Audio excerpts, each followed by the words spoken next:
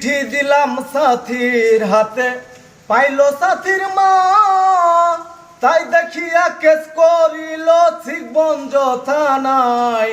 পাগল মন রে মন কেন এত কথা বলে, ও পাগল মন মন রে মন কেন এত কথা বলে।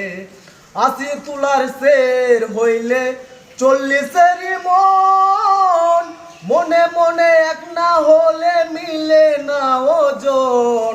পাগল মন রে মন কেন এত কথা বলে, আমি বাকে আমার মনটা বাকে, আজও পারলাম না আমার মনকে চিনিতে।